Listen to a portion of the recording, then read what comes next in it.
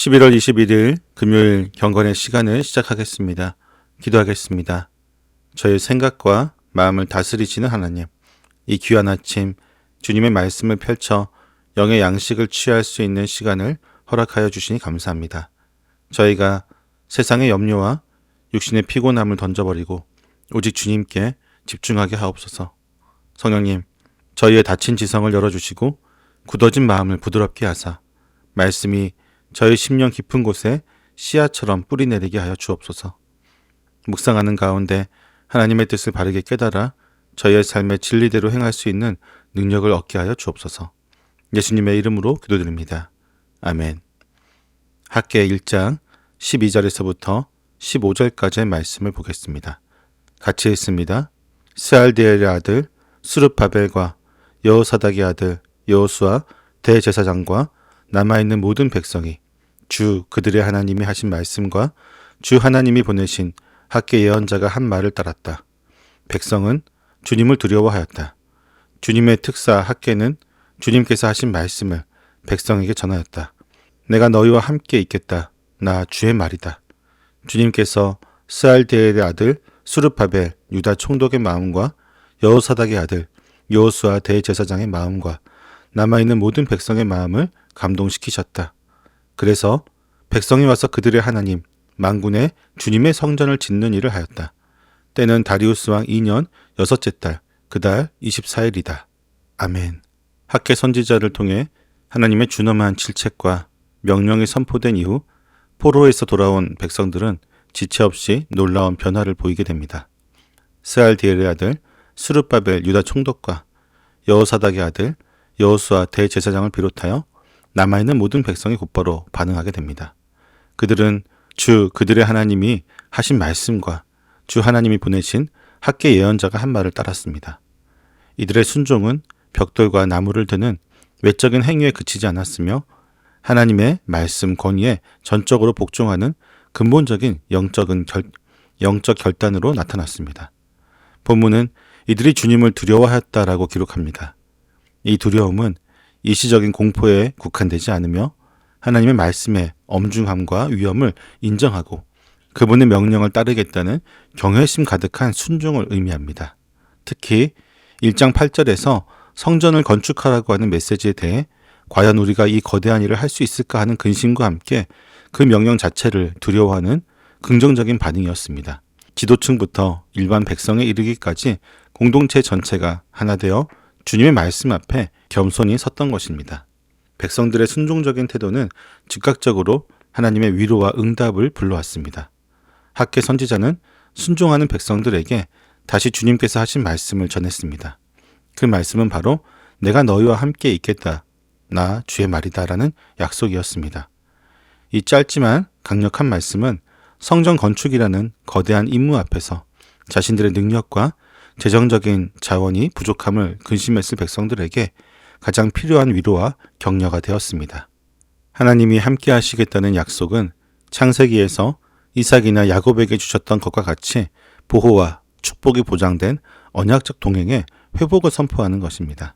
이 약속은 곧 내가 영광 중에 강림하겠다고 하셨던 1장 8절의 약속에 대한 맛보기이기도 합니다. 하나님이 친히 그들과 함께 하시고 동행하시겠다는 이 확언은 그들의 나약함과 부족함이 더 이상 문제가 되지 않으며 앞으로 있을 모든 어려움 속에서 성전 건축을 완수할 수 있는 능력의 근원이 되었습니다. 백성들은 자신들의 힘이 아닌 오직 하나님과의 동행을 통해 이 거룩한 일을 이루어갈 확신을 얻게 된 것입니다. 백성들의 순종과 하나님의 약속은 하나님의 주권적인 역사를 통해 실제로 성전 재건이라는 결실을 맺게 했습니다. 학개 선지자는 이 모든 일이 주님께서 행하신 일임을 분명하게 밝힙니다. 주님께서 스알디엘의 아들 스룹바벨 유다 총독의 마음과 여호사닥의 아들 여호수아 대제사장의 마음과 남아있는 모든 백성의 마음을 감동시키셨다라고 기록하고 있습니다. 마음을 감동시키셨다는 것은 찰나의 감정적인 동요에 국한되지 않으며 하나님께서 그들의 의지와 행동을 능동적으로 일으켜 세우신 주권적인 역사를 의미합니다. 구약 성경에서 하나님이 특정한 한두 사람이 아닌 모든 백성의 마음을 감동시킨 경우는 성막과 솔로몬의 성전 건축 당시에 이어 바로 이 성전 재건을 고민하는 포로 후기 백성들에게 역사하셨습니다. 16년 동안 그들을 지배했던 무관심과 나태함 그리고 두려움이 하나님의 영의 역사로 인해 자발적인 헌신과 순종적인 행동력으로 바뀌게 된 것입니다.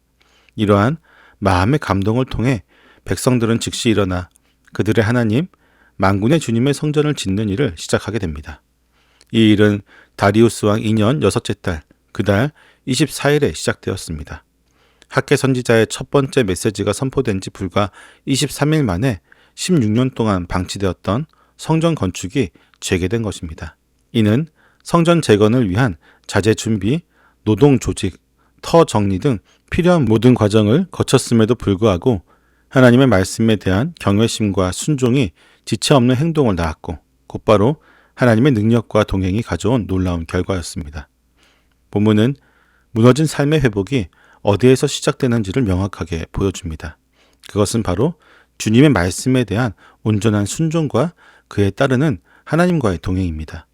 성전 재건이 주님의 명령 이후 23일 만에 재개된 것처럼 우리의 작은 순종은 멈추었던 삶의 기적적인 변화를 가져옵니다. 순종은 곧 하나님과의 동행을 회복시키는 열쇠이며 이 동행은 우리의 멈춘 삶을 다시 움직이는 능력의 근원이 됩니다. 만약 우리의 삶의 메마름과 무기력 속에서 16년 동안 방치했던 성전의 터가 있다면 이를 재건하기 위해 우리는 다음과 같은 실제적인 순종과 도전을 시작해야 될 것입니다. 첫째는 하나님의 말씀 앞에 경외심을 회복하는 것입니다. 말씀을 듣고 지적으로 이해하는 데 그치지 않고 주님을 두려워하여 그 말씀에 지체 없이 순종해야 합니다. 지금은 때가 아니다라는 핑계로 미루었던 기도의 자리, 예배의 자리, 섬김의 자리로 즉시 나아가는 결단이 필요합니다. 둘째로 성령의 감동에 즉각적으로 반응해야 합니다. 하나님은 내가 너희와 함께 있겠다고 약속하셨습니다. 우리가 순종의 발걸음을 디딜 때 성령님께서는 우리의 무기력한 마음을 감동시키시고 새로운 능력과 열정을 주실 것입니다. 우리의 힘과 능력을 의지하는 것이 아니라 하나님과의 동행이 곧 우리의 능력이 됨을 믿고 전진하는 것입니다.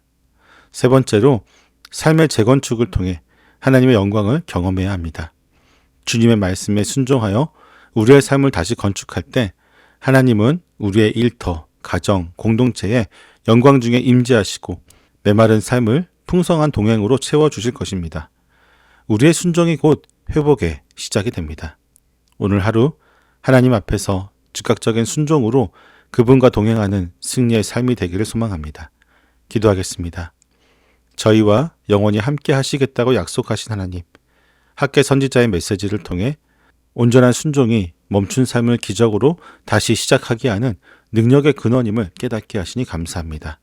하지만 저희가 주님의 말씀에 경외심 없이 순종을 미루고 무기력과 나태함으로 무너진 삶을 방치했던 저희의 불순종을 회개합니다. 저희의 연약함을 용서하여 주옵소서. 이제 저희가 주님을 두려워하는 마음으로 말씀 앞에 서게 하옵소서. 저희 삶의 모든 영역에서 무너진 성전의 터를 재건하기 위해 지체 없는 순종을 시작하게 하옵소서. 내가 너희와 함께 있겠다 하신 주님의 약속을 붙들고 전진하여 저희 삶의 동행과 영광이 회복되게 하여 주옵소서. 예수님의 이름으로 기도드립니다. 아멘.